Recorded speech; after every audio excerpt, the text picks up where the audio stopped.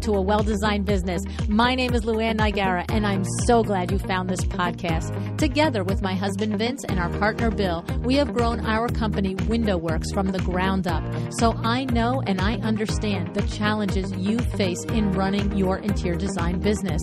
I also know that your talent alone isn't enough to ensure your success. So on this podcast, we talk about strategies and practical steps to help you grow your business. But make no mistake about it, we have our share of fun here too, mixed in with those aha moments that I love so much. This isn't fluff. Nobody has time for that. Whether you are a new interior designer or a seasoned designer, I am here to help you create and to manage the kind of interior design firm that you dream of. It's straight talk and it's action. Are you ready? Let's get started. Hi, welcome to A Well-Designed Business. You know, we have had dozens of conversations on the podcast over the years on niching, right? How to pick a niche, why a niche is important. We've heard from designers with niches from A to Z and everything in between. My guest today, Christie Fleming of Lennon, Nora Interior Design, has carved out a niche in something that I get it has been talked about, but I don't know at the level that Christie is here to share with us, okay? Aging in place design. Design that allows clients to live independently as they age. All right. Great lessons in this conversation from Christie about this potential specialization. So if it's of interest to you, terrific. And even if it's not something that you would specialize in, I think, and as a matter of fact, I know there is good information in here that you probably just need to help you when you do design for regular people who are eventually going to get old. Okay. All right. So let's get into this. Let's have Christie tell you all about her profitable niche.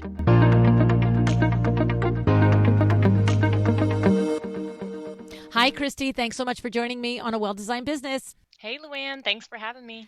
I am looking forward to this conversation because the first thing I want to ask you is, how do you go from occupational therapy to interior design? They seem completely unrelated to me. I know it does. It sounds kind of crazy, but occupational therapy, you're trained to understand how people live their day to day, and you're trained to problem solve and create practical and functional solutions. So, I mean, that kind of goes along with interior design if you really think about it. You know, you have a point there. Thank you. Okay, so that's interesting. Actually, very interesting. Right now, it makes perfect sense. I mean, I don't know that it makes perfect sense that all the occupational therapists in America should run out and change careers. But, you know, when we talk about our Erica Ward transferable skills, right? Yes. Now I'm really starting to imagine the places where your background really would inform like some of the practical selections that you might make for your clients and even just the forward-thinking planning that you would make for them. Is that sort of the where it all takes you? Correct. Yep. Okay. That's exactly it. So what are you? You're humming along and you're an occupational therapist and you just think, I think I'll just change careers. Like that is also a big job. That's a big job being an occupational therapist. This isn't like, you know, I'm not sure what I want to do. You're in the midst of a career. How did you come to make the switch, Christie? Yeah, so I did the stay-at-home mom thing for a short while after I had my second daughter. And I just kind of got to this point where I was so ready to get back to work. I was just like, I need something for me. I need something that's outside of this mom bubble. But I knew deep down I didn't want to go back to doing the whole clinical thing. And I just wanted to do something that I was just passionate about, you know? I thought you were going to say fun and easy. Oh, yeah. I'm sure you have a lot of chuckles on the other end. Well, it's like that's what the clients all think that what you guys do. Oh, it looks so fun and so easy. It's like, okay. Yeah. So that wasn't it. It just, you wanted to get out of a technical clinical environment. Is that what you're saying? Yeah, like I just wanted to do something that I really loved, and I've always been passionate about design. And like I come from an entrepreneurial family, so for me, making that jump didn't really feel unattainable. Mm. Um, so I kind of like I knew it was something that I could do. I just needed to kind of figure out the steps to get there. Hmm. Um, And so so, that's what I did. just you know me. You listen to the show. You told me you listen to the show. You know I don't go back all the way to you when you were in first grade and you were moving the furniture around. Like don't do that because I'll lose my patience. Okay. But Yes. I do want to know a little bit about if you what like you said you were always passionate about interior design and fashion, all things. How did you end up in occupational therapy? Was it one of those things like my parents thought I needed a real day job, or you originally had a calling for that as well? Yeah, so I knew early on that I wanted to do something that where I was making a difference, where I was helping people. And your parents a lot of times they push the, oh, like go to doctor, go be a doctor, go do Mm-hmm. this. So, naturally I kind of was like, okay, well, that sounds like the right route for me, and I feel like I would really be happy doing that. And it's a really rewarding career, but in the end, I just was ready to make the switch, and I just felt like it was the right thing for me to do just to be happy with what I'm doing with my career. And it's interesting because in your intake form to me, you said that not only did you work in rehabilitation centers, but you were also traveling to patients' homes.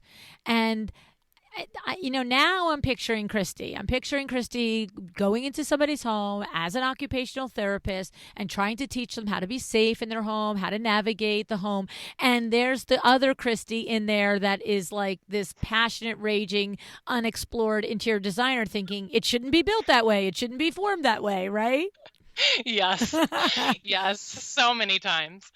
That's funny. That's funny. And so you make the leap and you stay home with your daughters, for a little bit, and then you decide to go back out and do this. Do you do any education in this area? Do you work for another designer? Do you just say the heck with it, I'm just going to start doing it? How did that happen for you?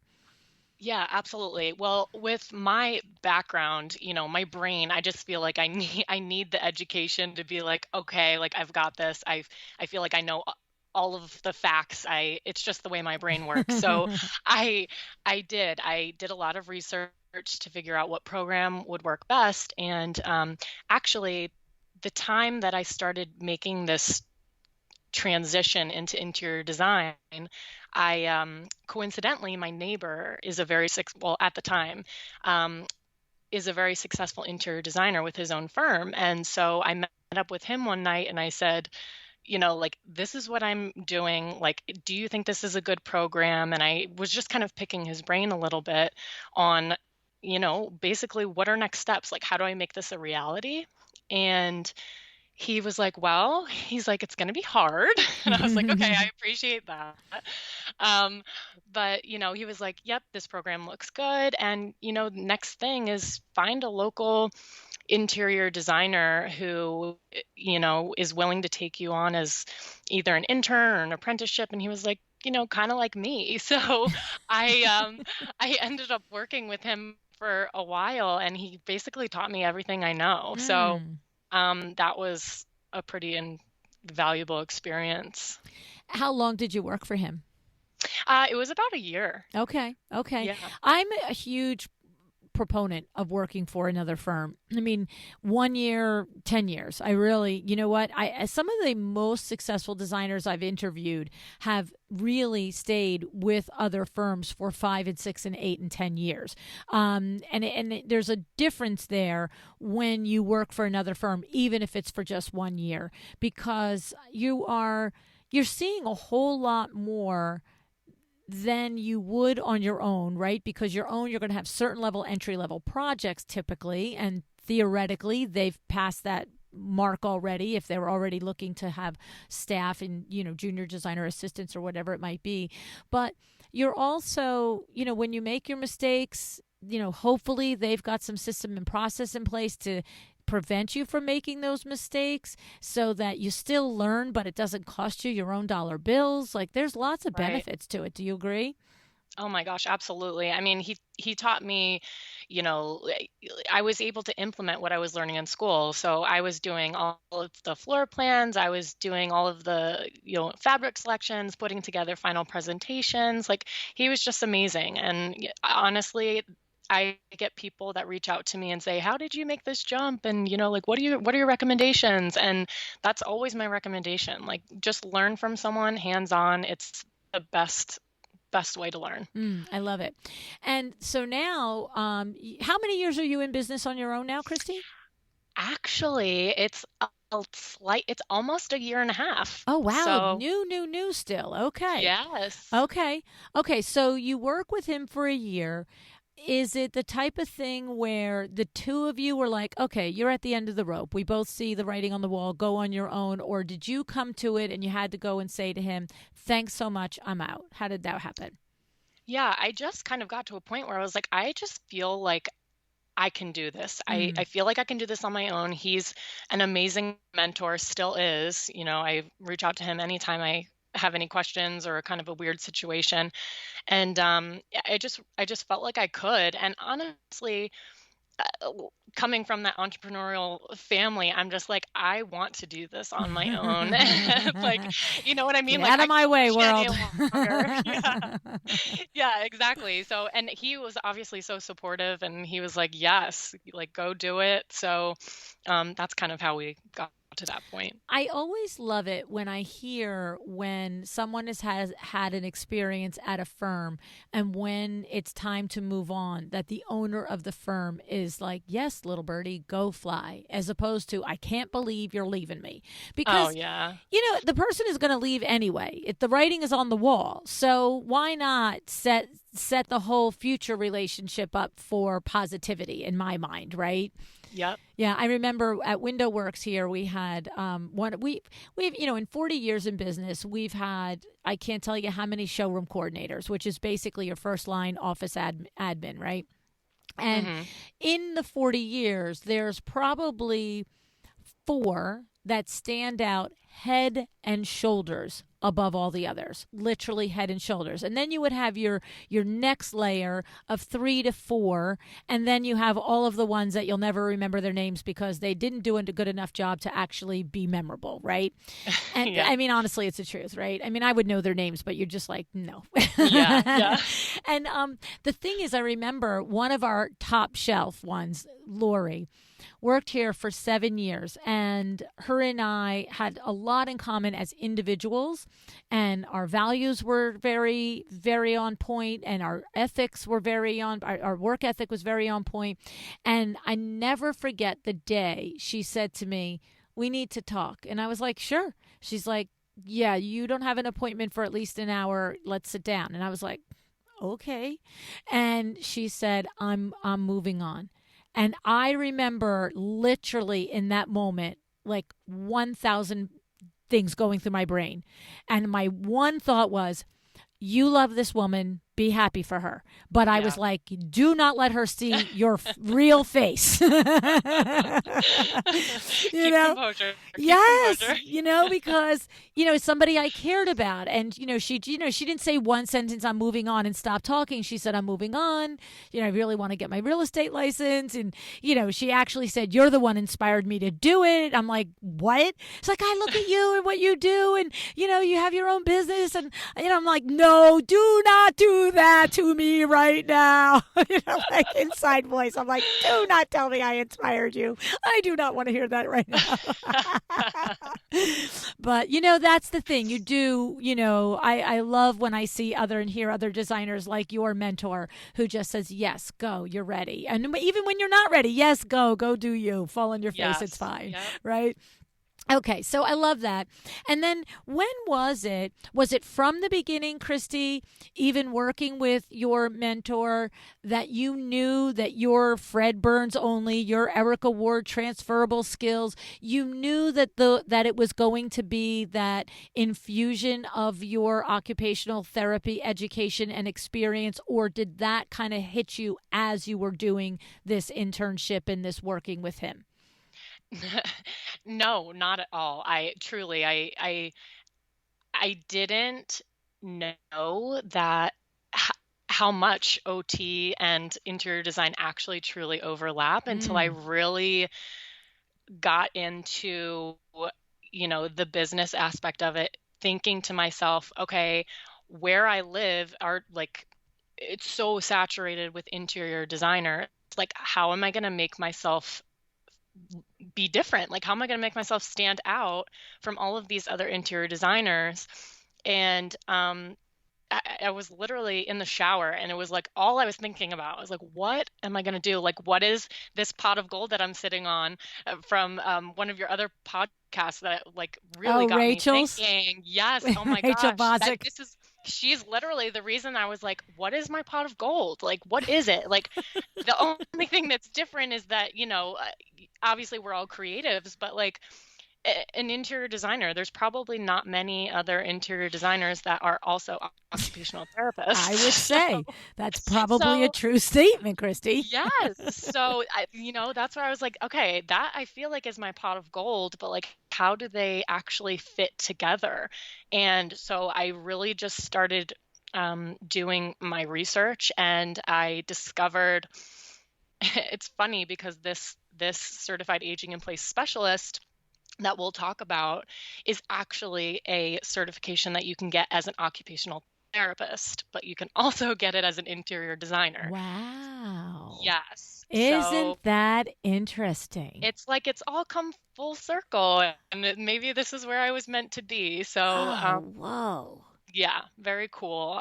But that was my aha moment. I was like, okay, this is going to be my extra, you know, something that I have that I'm able to offer to my clients, by, bringing my two career worlds together. So, That's crazy. I have to mhm. say, I expected that you were going to say, well, yes, LuAnn.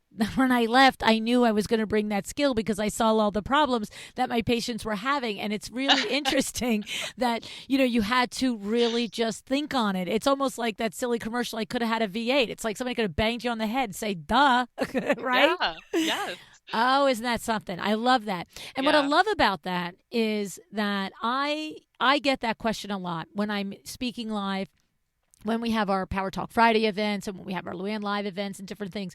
People will often say to me, I don't know how to figure out what my Fred Burns only is, my transferable skill, or my pot of gold. Like, I don't know how to do it. And yes. really, look, one of the big things is to just get quiet with yourself, right? And to just Mhm. really keep insisting that you keep it going through a mental inventory of all the things that make you you, right? Absolutely. Yep. Wow, that's awesome.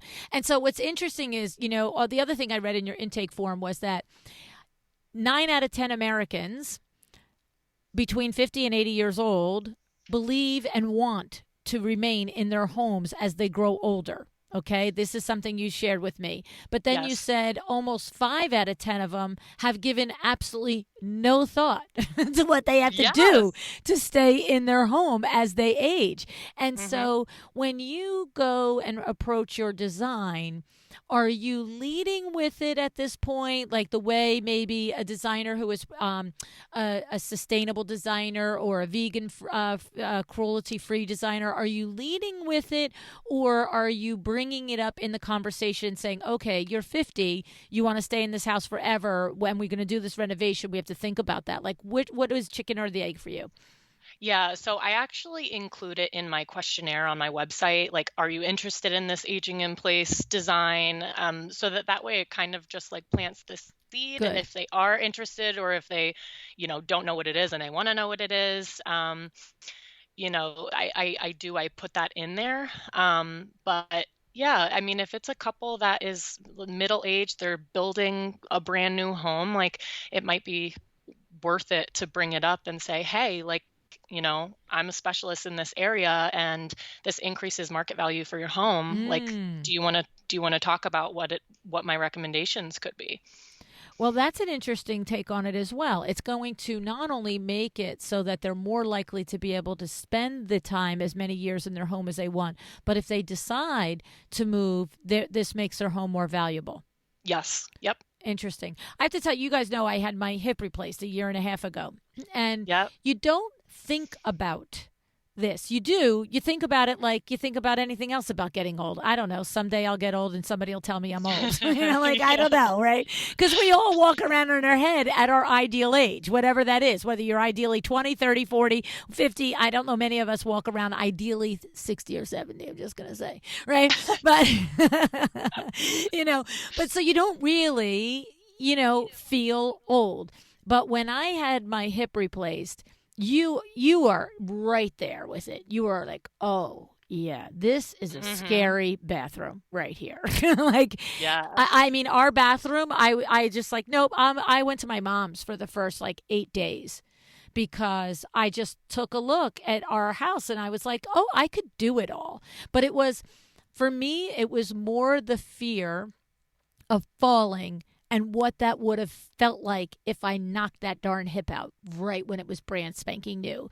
And it was Yes. like, and I just went, you're not going up against this bathroom right here. You are not doing that. And then even the second week, so I went back to our house about the ninth night. And even that, two or three more days, I was like, oh, yeah, we don't have bars in our showers and Yeah. this is a real thing. This is not just some ugly thing that should be there. And there can be pretty ones, but yes, yeah, it's pretty useful and important when you get down Yeah. to it. And Yep. when you think about, like you were saying, like, when you go to design, the most amazing, beautiful bathroom. But how about that? I was 58. I was not old. It might sound old. I was not old. But what if the only bath and shower, was something that I had to climb over? I could not have gotten into it. Exactly. And that's kind of where these certified aging in place specialists come in. Like we're able to think ahead and we understand, we're all aging. There's Mm-hmm. there's no denying that. And, with aging comes certain limitations. Not necessarily people who may have some specific diagnosis, but Mm-hmm. just natural aging process, like we're all, that might be something like arthritis. Like what if you can't even grab your own knobs to open your doors? Like Mm. we think about those sorts of things. Like Mm. we can create a custom vanity where, it looks from the outside, it looks like drawers, but really you pull it out and it's a seat. Or so you can get Mm. rid of that piece. And if at some point down the line somebody has to use a wheelchair in the home, they can roll the wheelchair up and do their routine seated. Mm. So it's just, there's a lot of detailed thought that goes into it because you're I personally, like, my situation is unique because I kind of act as the healthcare professional and the designer on a Mm. project. Mm. So I'm able to kind of, you know, interpret the medical information. Like I know what certain diagnoses and how they present. So I'm able to kind of think ahead and you know, it's a very unique experience. And I think that clients appreciate that. Like you're saving them money in the long run because you're making these ultimate recommendations where maybe they won't have to renovate again when Right. when that time does come. So Yeah, it's it's interesting because the house that we bought at the beach was literally built by a couple in their 80s.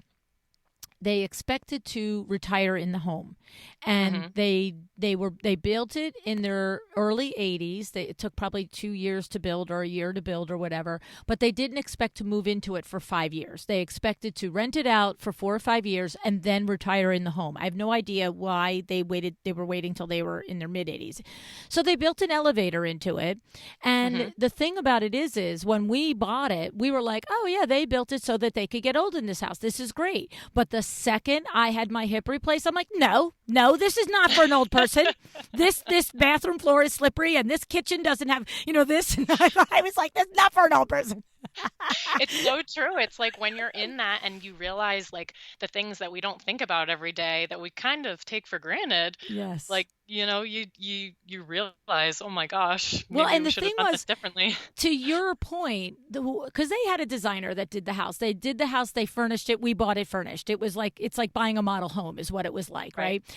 And the thing is, because they put the elevator in it, that designer was like, hey, we just made it so you can age in place. And that's the difference for somebody like Mm. you that knows exactly. There isn't one shower bar, there isn't one toe thing for shaving your leg. Like, it's Yeah. crazy. There's, it's just nuts. And so I think this is valuable and it's needed, just like sustainable designers are needed and vegan designers are needed, because this area of expertise, if you just say to somebody, oh yeah, you can get old in this house because I put an elevator here. Yeah. What if you can't get in the elevator? Yeah, Then the what? rest of the house is scary as heck, though. Yeah. you know. So okay, and it's funny because I'm curious if even an wheelchair can get into the bedroom door. Now you got me thinking if it can get into the bedroom and bathroom, Yes. because I could get the wheelchair up to the third floor, but I don't know that I can get into the bedroom or the bathroom. Exactly. Like these are all of the things that you have to think about because otherwise Exactly. it's nothing's functional. Exactly. So now you mentioned another aspect of this is not only for your individual client that you're working with, that this is important and could be a calling card. And so you also mentioned that custom home builders love this expertise if you have it as well. Talk to us about that a little, Christy. Yeah, sure. Well, I mean, think about it. Like if say a custom home builder has a couple who comes to them and they're like, you know what, we want to build this home. We're getting older now. We want to be able to have our, families come over, our grandkids come over, but we're concerned. My husband, he's has Parkinson's disease or whatever. This is just an example, Yes, right? anything, right? So, you know, being able to have a CAPS professional collaborate with the custom home builder and be like, hey, like this person this couple needs very specific needs. Like for me as a healthcare professional, I understand clinically what Parkinson's entails and how it presents in someone, right? It's also a progressive disease, so it's going to get worse. So in order to keep them in their home, they're spending all of this money on this custom home. Okay, let's collaborate with this home builder. Let's make sure, that we're tending to everything that is going to eventually present for this woman's husband, right? So with Parkinson's, it typically affects your vision, your balance, your strength, safety. You get tremors that are present a lot of the time, which impacts your grasp. Like, so as an interior designer on a project with a custom home builder, I'm going to consider all of these things. So like, with it impacting vision, let's think about high contrast design. So if we're doing a custom bathroom, let's think about the tile colors. We're not going to do everything in white marble because they may not be able to see the difference of the flooring and the tub and the shower. Like these are all safety concerns, right? Also think about the tiling on the floor. You don't want to use big giant tiles because they're naturally more slippery. Do a smaller scale tile so there's more grout. It's less slippery. Think about threshold differences. Like that's a tripping hazard, right? So Parkinson's, this is totally just a make-believe example, Sure. but to explain how a CAPS professional can be so important, like with Parkinson's disease, there's a lot of shuffling, so they're not able to really pick up their feet very well when they walk as it progresses. So think about the thresholds, the flooring that you're using, trying not to use carpets because them trying to walk, somebody with Parkinson's trying to walk on carpet is a disaster waiting to happen. So, think about lighting, levers instead of doorknobs, because, if you can't grab a doorknob, how are you going to be able to get in and out of the bathroom to, like just have your own privacy? I Right. mean, you don't want to strip that independence from someone, especially like say these people are in their 60s, like Right. they're not Yeah. old. They want Right. to be independent. So, you know, a custom home builder would appreciate this so much. I mean, let alone the clients. Like, think about how in depth and personal that is. Like interior designers in general. Like, it's a personal experience. You're getting to know the clients on a deeper level of how they live, and when it comes down to somebody who has something like this example, having Parkinson's disease, it's a deeper level of thinking, and it's ultimately saving them a ton of money down the road, because they're not going to have to do any ultimate renovations later on, and you're basically you're saving the money. Yeah. It's funny because as you were describing it, it's sort of what the experience is in the house that we bought, right? It's fake okay to be old in it. You know what I mean? And you're really describing all of the different areas and places. And what was interesting, right before you said you don't want to strip them of their independence, it literally went through my mind when you described being able to open a bathroom door or not on your own. There's a point where you cannot do any of it, and you get that. But it's that by your thoughtfulness and your education, you're combining your thinking ahead, your education and your design skills. You're making it so the person that, yes, who is maybe has lost their grip a little or has tremors, but they still can go to the bathroom by themselves and do their toiletrying by themselves. But if they just can't get in the door, that's annoying as all get out. Right. Yeah. And it doesn't need to be to cut their independence already. That's what I was hearing, just what you said. It's like, let's make it so the things that they can do as long as they can do them. And Right. yeah, that's pretty awesome. And so the thing about it is that an interior designer, you mentioned this CAPS, it's Certified Aging in Place Specialist. So Yes. any interior designer can take a certification course in this, Christie? Yes. So a certified aging in place professional, it can be really anyone that is within the remodeling realm. So it could be an architect, it could be a builder, it could be an interior designer, or it could be a healthcare professional. So, if you're on a project and you're working with a builder and you're an interior designer, and you have a very specific case where they're worried about, or they want to include aging in place design, or say they have somebody in the family who has a certain level of limitations, you can go on the National Association of Home Builders website, and you can search their directory of home building designations. And you just search on CAPS, and you can search by geographical location, and you can add them onto your project. So they would act as kind of like a contractor. So you don't have to actually go get your own certification. You can hire the services of a specialist in this for an individual project that is important to you and your client. Correct. Interesting. Yep. Okay. Yep. So it's like if you're an interior designer that doesn't do kitchens and you just think to yourself, right, I could figure out how to make it pretty, but I can't figure out how to make it work. You can hire a kitchen and bath specialist to consult with you. So you can hire a CAP specialist to consult with you on your project. Correct. Yep. Okay. And then beyond that, so if we've got designers that are listening that don't have an MBA in occupational therapy, Christie, and master's degree, I mean, in that, is the course something that you can take, I've mentioned a couple times sustainability and vegan design, right? So if that just rocks your world and you're passionate about it, you can take Deborah Rosenberg's course on vegan design. You can go to the Sustainable Home Furnishing Council and learn about things. You can gain knowledge about this area of interior design and take as much information till you feel that that you have the expert knowledge of it. Is this the same thing? Like you can take this course and really get into it yourself and learn it, or you're saying no?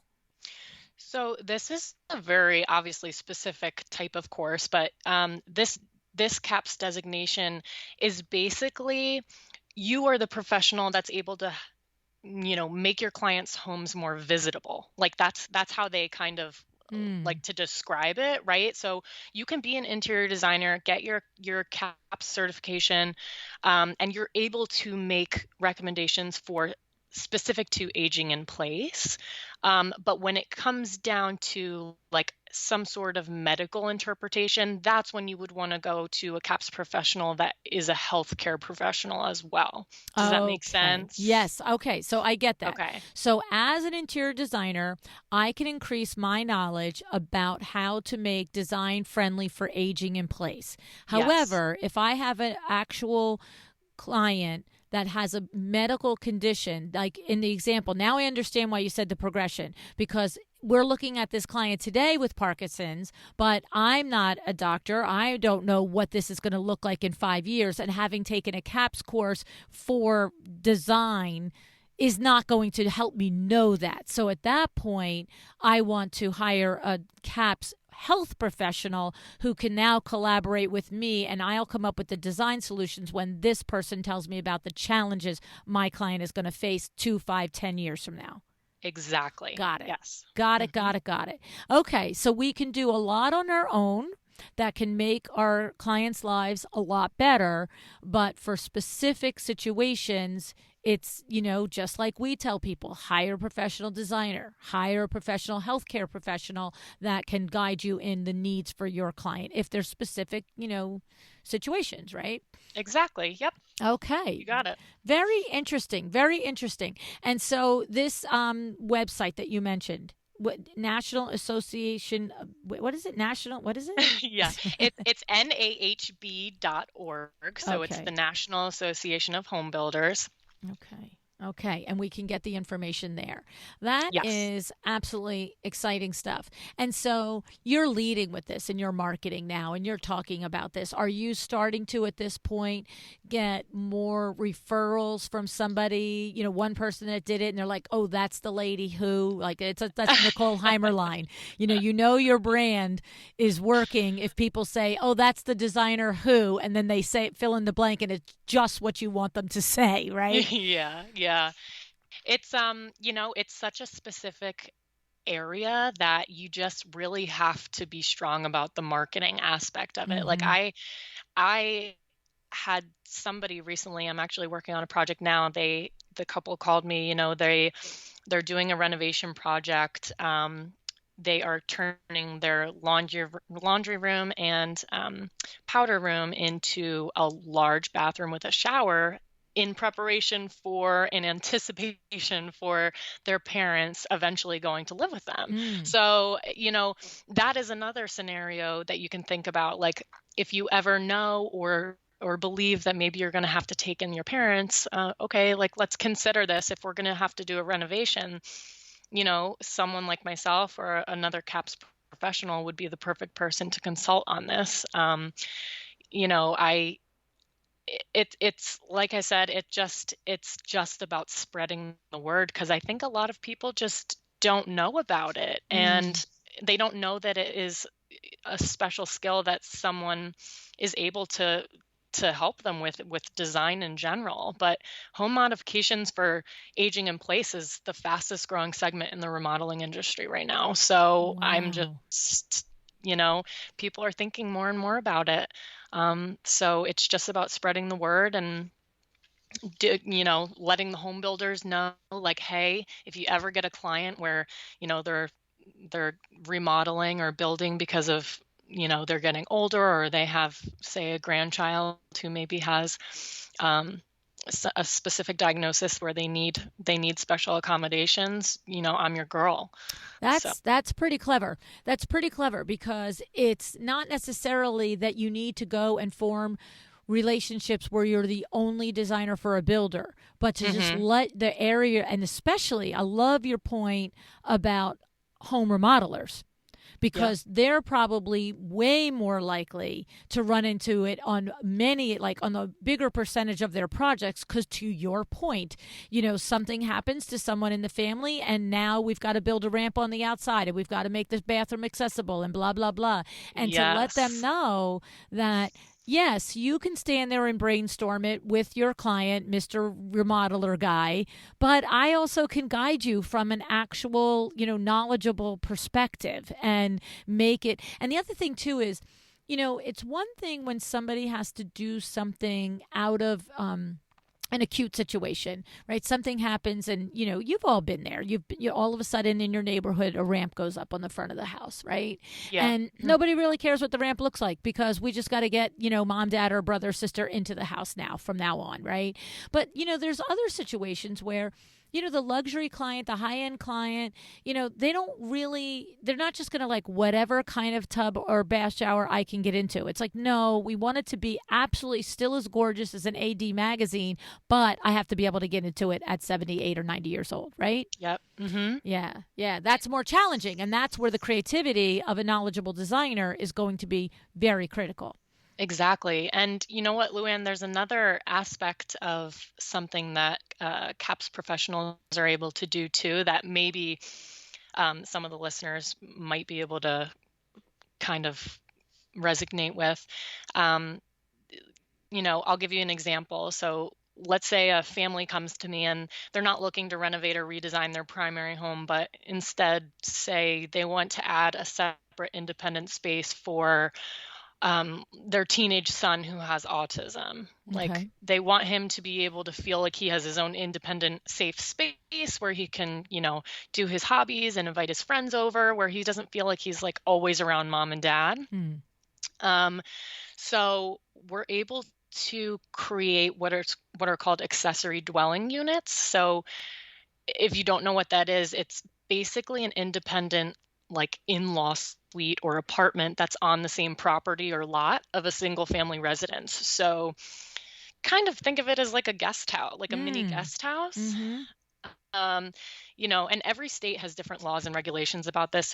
So if you're looking into this, you'd have to check with your state. But, for this example, like we could create a safe, comfortable place for the teenage son to have. It's kind of like his hangout spot where he has, a sensory space for him and cool hammocks and exercise balls and like a place for video games or whatever it may be. And like, but then he can come back to the house and hang out with mom and dad, but he still has his own independent space. And, the great part about this is that it's an accessory dwelling unit, property increases the home's property value significantly because, think somebody else moves into the home, they can decide they don't need it for that reason, but they want to rent it out to a tenant. Like it's just, or it could be like the man cave, or what are they called? The women caves. There's some name for a woman cave. I don't know what it is. We need women caves. We need those.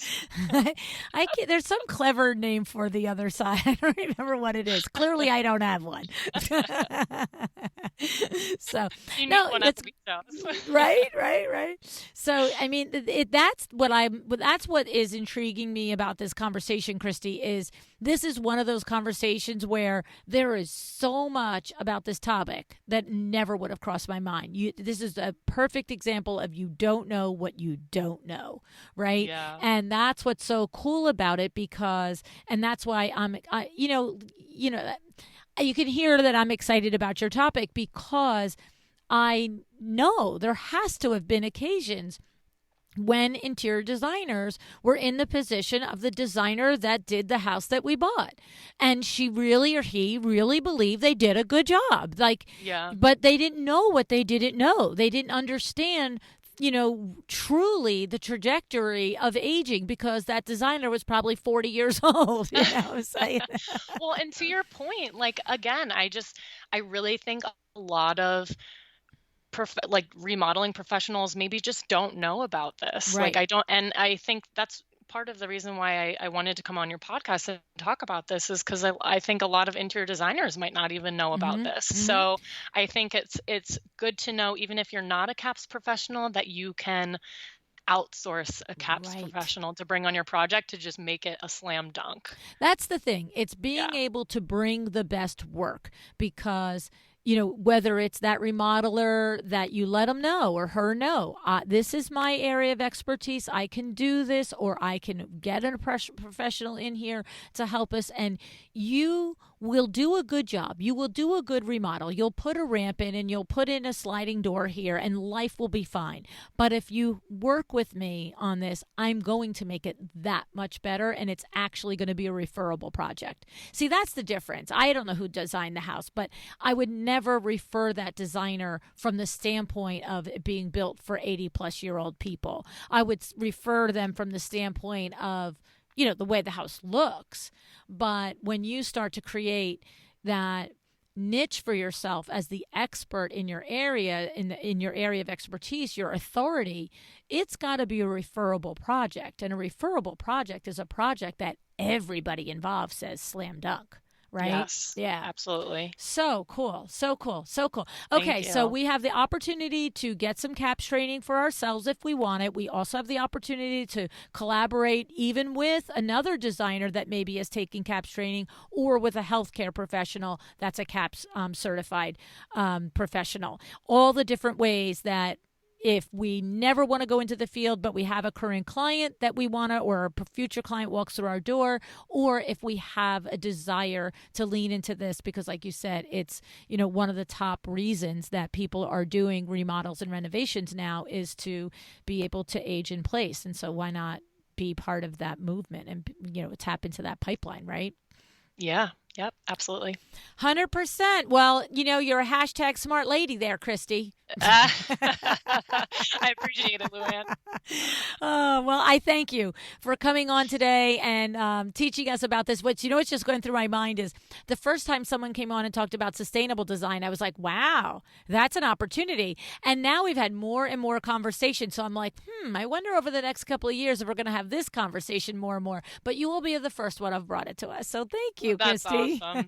Thank you.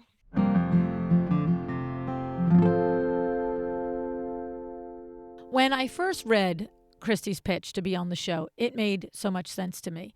Like I said in the show, I was recently off hip surgery, only a year out, and I had this experience of seeing this in a completely different light.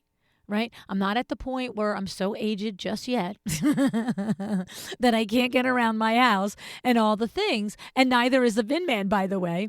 However, I told you, you heard me. When I first walked into that house and I was a week out of surgery, you see, and I went to that house 1 week after surgery, after staying at my mom's for the first week, because that house we thought was better accommodated for the hip surgery.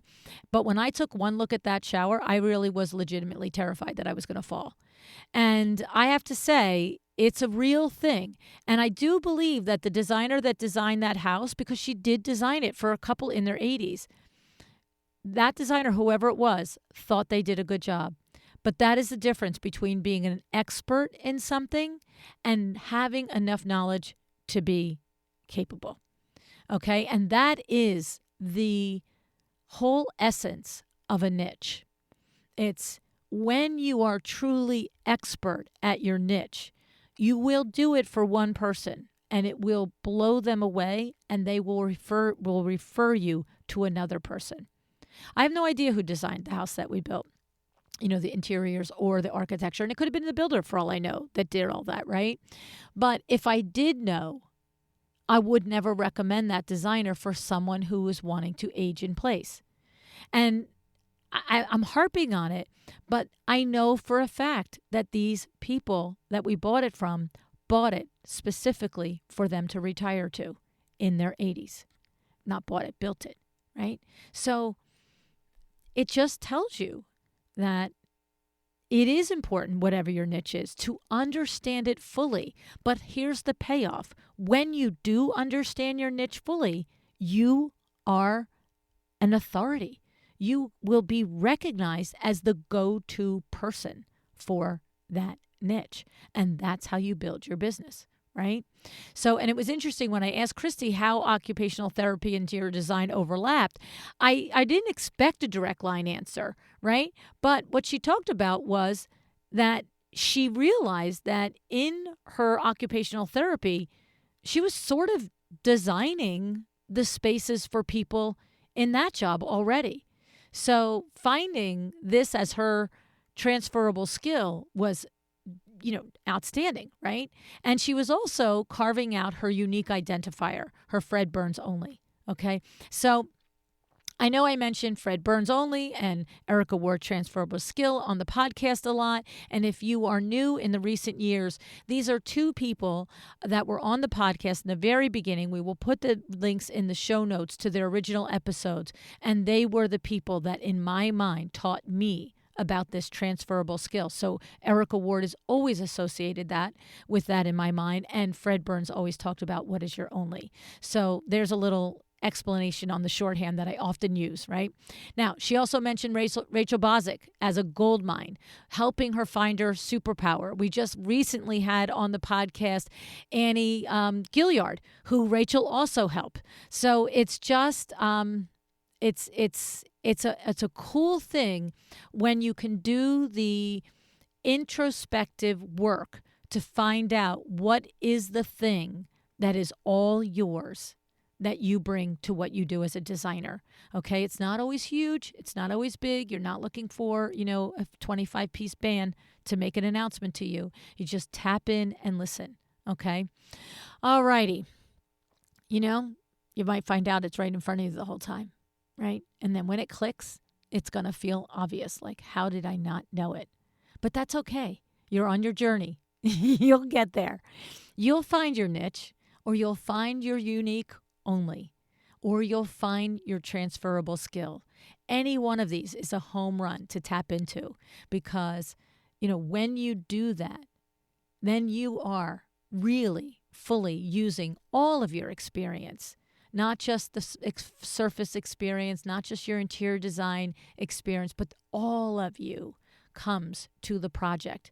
And this is when you build a memorable business, right? And you build a memorable reputation, and you build memorable relationships with your clients, right? So dig a little deeper. That perfect niche might be just there underneath the surface, waiting for you to find it. All right?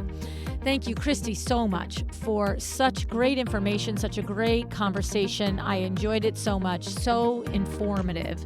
And I do know that we have some work to do on our house because, we're not getting younger, the Vincenz and I. All righty. Thank you so much for showing up today. I totally appreciate you. And I just thank you every day for making me part of your day. Decide to be excellent.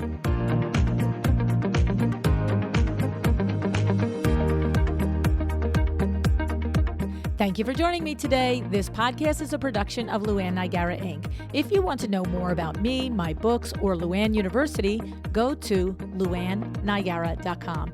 And if you are interested in having WindowWorks help you with your next window treatment or awning project in the New York, New Jersey metro area, go to WindowWorksNJ.com to learn more. Have an excellent day.